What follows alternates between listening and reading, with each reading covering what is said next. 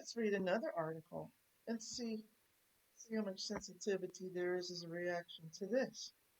This is from telegraph.co.uk website. It is a secure website, and you know that by the HTTPS and the lock. Okay? If you don't see the lock and the HTTPS, you might not be on a secure website. Just a little heads up. I love the machine I've been given. Okay, so this title is Russia and Iran are stepping up cyber spying on politicians and activists, warns GCHQ. State-sponsored hackers have been targeting prominent Britons in, quote, espionage campaign, unquote. Written by Gareth Corfield, 26 January 2023 at 0600. Russian and Iranian hacker gangs are stepping up an espionage campaign targeting British politicians, officials, and activists, GCHQ has warned. State-sponsored hackers from both nations have been targeting prominent Britons in a, quote, espionage campaign, unquote, to steal sensitive information about British foreign policy, GCHQ's the National Cybersecurity Center warned on Thursday. Paul Chichester, the NCSE's Director of Operations, said, quote, these campaigns by threat actors based in Russia and Iran continue to ruthlessly pursue their targets in an attempt to steal online credentials and compromise potentially sensitive systems, unquote. The two groups of greatest concern have been named as APT42 and Seaborgium, spelled Seaborgium, just in the event you're not looking at this, but you are listening. Russian and Iranian hackers from both groups have targeted people working in the defense sector, staff at geopolitical think tanks, politicians, journalists, and activists, NCSE said. Alicia Kearns, chairman of Parliament's Foreign Affairs Committee, said, quote, any evidence of state-backed cyber espionage targeting Britain's and our institutions should be taken extremely seriously and be fully investigated. Shoring up our resilience against hostile interference is crucial if we are to defend our democracies and our values, unquote. Now, I'm just going to guess here, but I'm going to also kind of suggest that instead of interference would have been a better choice. Anyway, nitpicking semantics. Ignore me. NCSC officials said that both the Russian and Iranian groups have been engaging in, quote, spear phishing, unquote, the practice of sending personalized emails to people with viruses attached. One such, quote, spear phishing, unquote, email from a different campaign seen by the Telegraph was made to look like an accident investigation report issued by a Middle Eastern country's aviation regulator. A file attached to the email contained a computer virus designed to detect and steal sensitive data. The two hacking collectives named by the NCSC are well known in the cybersecurity research industry, which works alongside government counterparts to keep Britain safe online. The Russian hacker group named Seaborgium has specifically targeted Britain in attempts to discredit prominent political figures, according to research published by Microsoft. The group's objectives, quote, align closely with Russian state interests, unquote, and in at least one publicly known instance from 2021, its personnel tried to discredit a political campaign. Quote, the operation involved documents allegedly stolen from a political organization in the UK that were uploaded to a public PDF file sharing site, said Microsoft. The documents were later amplified on social media, quote, via known Seaborgium accounts, unquote, and later made their way onto Russian-aligned fake news websites. The cybersecurity industry has been tracking the activities of the Iranian and Russian gangs for several years. US-based Proofpoint said in December that the Iranian gang's activities seem to be supporting, quote, covert and even kinetic operations by the Islamic Revolutionary Guard Corps, unquote. or the IRGC, a branch of the Iranian military charged with upholding Iran's hardline Islamic government.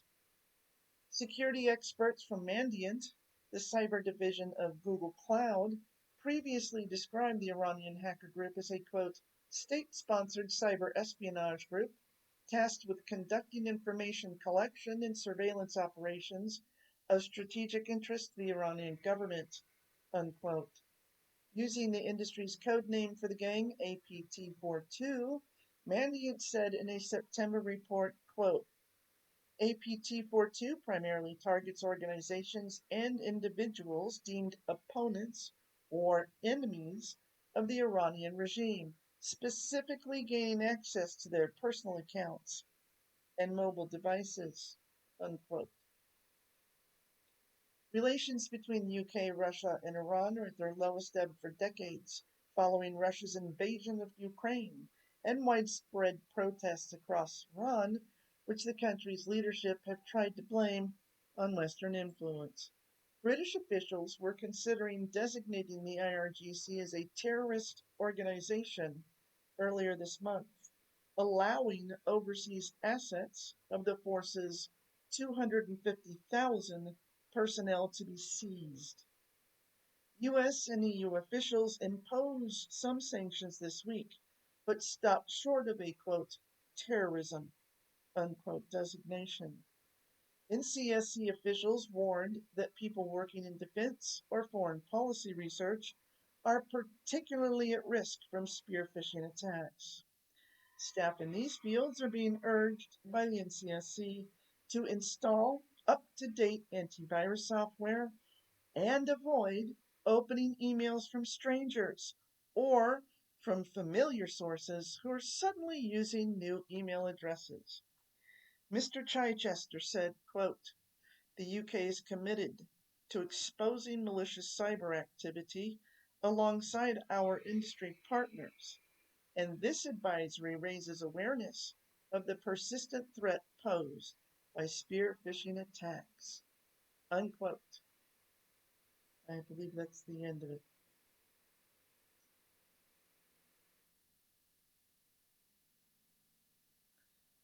Now I'm going to editorialize just a little teeny tiny bit, or a lot. I don't know. We'll see how it goes.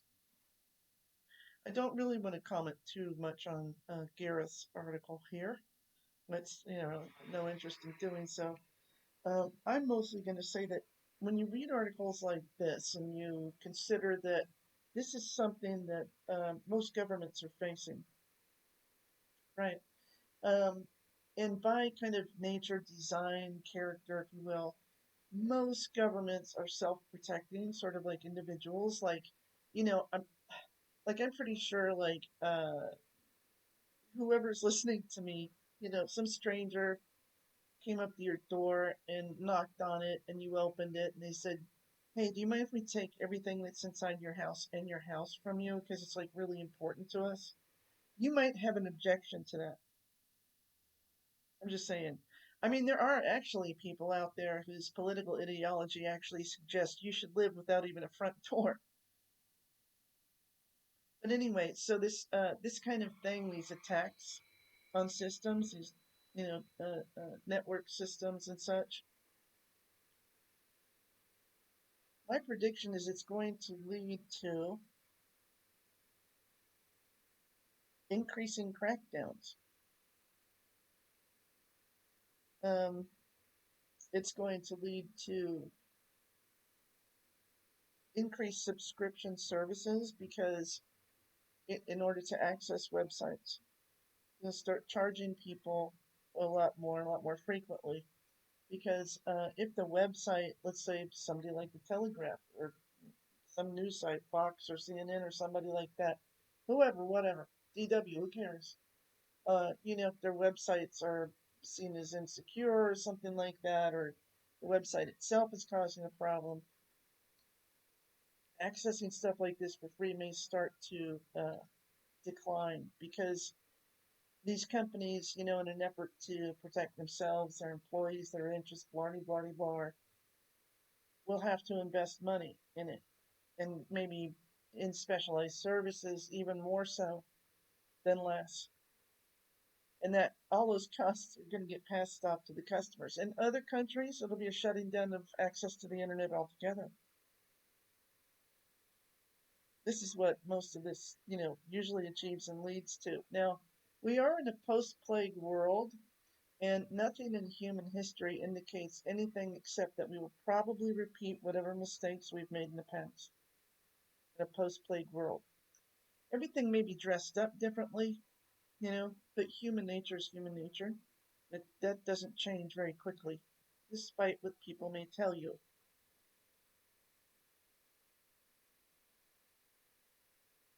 In order to achieve a lot of this, they'll have to crack down on their citizens more and more. The problem with that is they already, it's basically there's a lot of like 20th century posturing going on in the 21st century. How many years are we into this century? 23.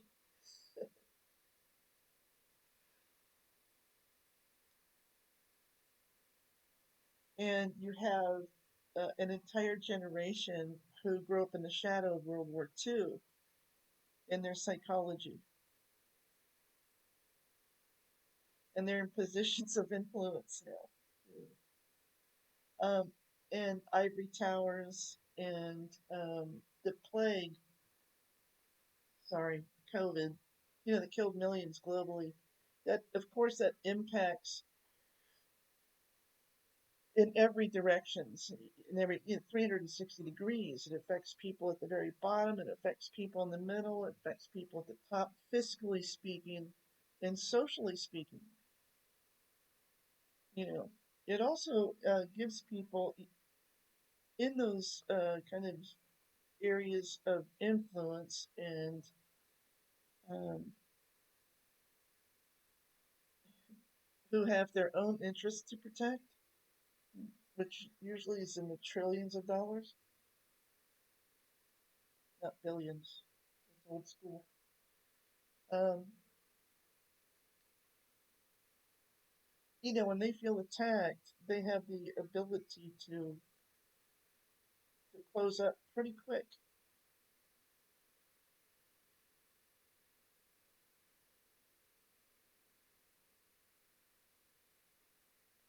crack down, etc., etc.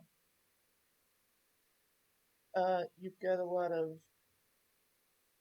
the last 30 plus years of people in different cultures communicating with each other, right? Who often have definitely fundamentally different philosophical foundations. And that can be problematic too. Here's a really good formula. I'm going to hand this to you for free. It's very simple. See if I can type that up. Make it visual for you. Party bomber, party bomber, bomber. Let's go to this. Let me bump the font up for you a bit.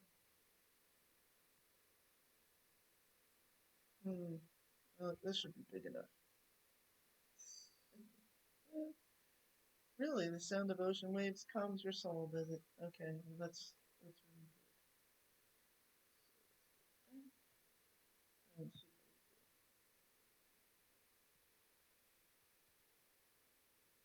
First, I'll write it,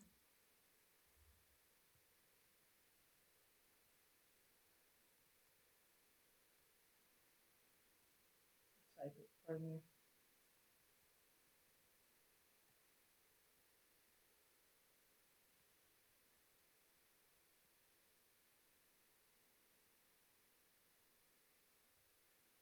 Oops.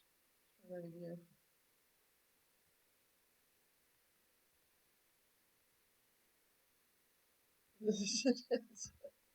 Anyway, you get the gist. And you're going in this direction, so in an abstract kind of way. This does help people sometimes if they see it like this. Okay, this simple little formula right there and I'm using the term formula a little bit loosely, underpins every society and every government you see on the planet. Every single one, regardless of how it expresses itself. This is how it comes to be. Now, pre Enlightenment, philosophy and science were the same thing. But as scientific tools became more exact, more precise, and revealed more, right? Reveal more light was shed on the subject, revealed more. It became philosophy and science began to separate. Their interests became very different. So rationality for scientists was, what is the texture of the rock? What is the rock composed of? What These questions don't need philosophy. And now science doesn't need philosophy any more than a bird needs ornithology. So they're different topics. So the role that philosophy began to take on post Enlightenment was as kind of a all right, we have this data, we have this evidence, what do we do with it? It's always kind of been like that, but it became a lot more intensely like that. uh, so philosophy is its own discipline now, just like science and philosophy. These debates, they seem useless, tired, tedious. It's definitely tedious. Don't kid yourself. Philosophy is a very tough subject, and experts in it are few and far between. What you get a lot of, though, is interpretation of what the experts say, right? Just like any other discipline out there. So, from those philosophies, whatever is decided, oh, this is a good philosophy. Boom, that's a good idea. That's a good idea. From that begins the ethics debate. Okay, well, if this is very kind of binary thinking, but if X equals blah, then what do we do with that? Okay, that's the ethics. That's where you find morality and shoulds and woulds and coulds and stuff like that. Then that is interpreted. Then that after that's hammered out, it's legislated on. So when you see politicians and you see that a lot of them have gone to law school, this is why. And it's why people who have no patience and don't give a shit about anybody else say things like, let's kill all the lawyers first.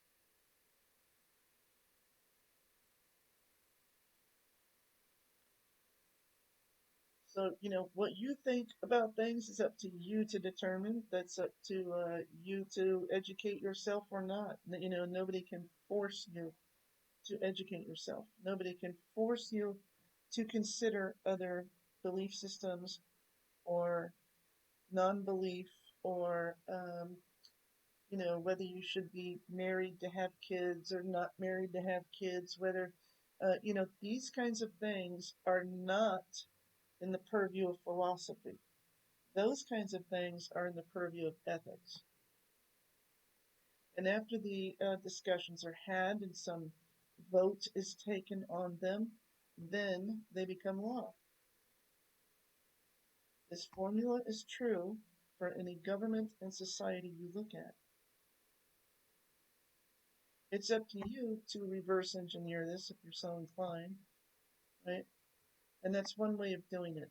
It can be a very quick way of doing it. You can look at the law, get a general snapshot, look at the ethics, get a general snapshot, and that will lead you back to where did their fundamental philosophy come from. Here's a little history lesson for you, since you bothered to stop by my channel, you silly fool. Um, way back during the Holy Roman Empire, when the Pope had a tremendous amount of influence over ruling parties of any kind in Europe. Up for a while in the UK, but eventually lost their influence there. Yeah, at least in the way they had it. uh,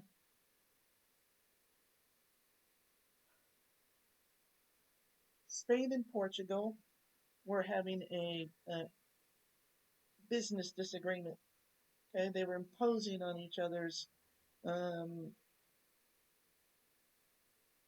markets, and it was creating an immense amount of violence and chaos and, and disruption to the point, you know, that the Pope called them into the Vatican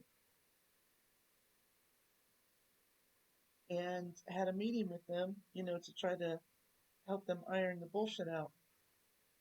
And the way that they eventually came to it was the Pope had one of his cartographers put a map of the world as they knew it then, spread it out on a table, and snapped a chalk line down the middle of the map that divided East and West.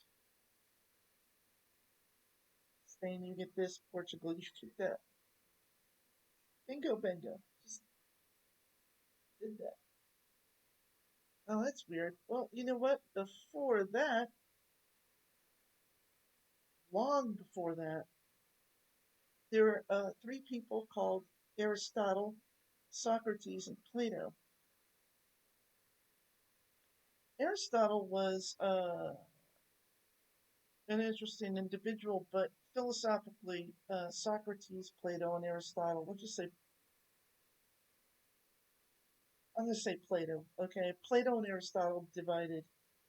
They were in opposition in many ways and on important points, like in the ethical aspect. Plato was, he didn't have any hang-ups about his mommy.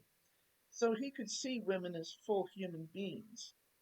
And both he and Socrates believed that because of that, they should be educated. It's sadistic and cruel to purposefully leave a human mind in the dark.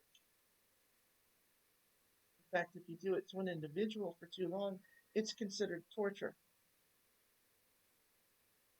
Aristotle, on the other hand, he didn't care for women too much. He also kind of had a fantastical thinking, like almost like Christian scientist. You know, sure, that's my bone sticking out of my arm, but I'm not going to admit that my arm's broken because if I do, my arm will be broken. Never mind the bone sticking out of my flesh. I'm fine. You know, Aristotle thought he could kick a rock, break his foot, and his foot wasn't broken, even if he had to hop around on one foot. So a little fantastical thinking. He also believed that women were not fully human. He believed that women were half man, half animal. And if they were not carefully herded and corralled and directed, their sexual appetites would be unleashed and become uncontrollable. These are historical facts, I'm telling you, by the way.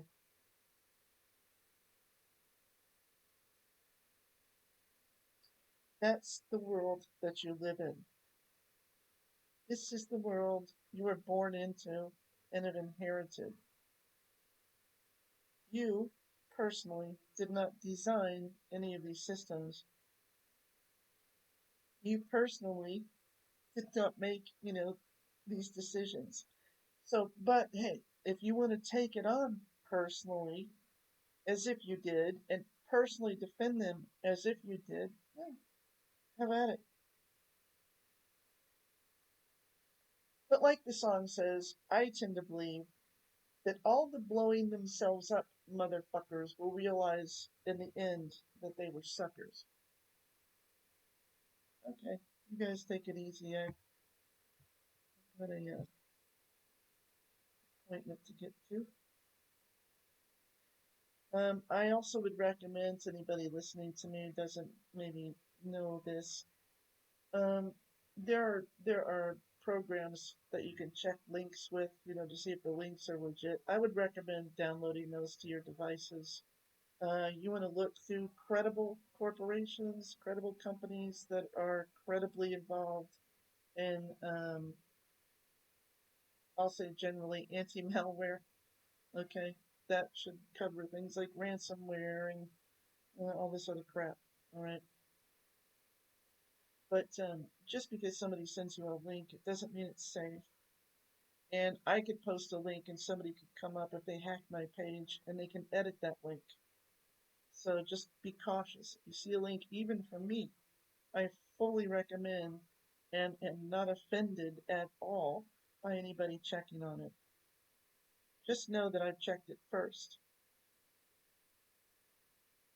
Because I'm giving you this advice, I might be taking my own. Do you know what I mean? Yeah. Okay, so, all right, that's enough of me babbling. See you guys later.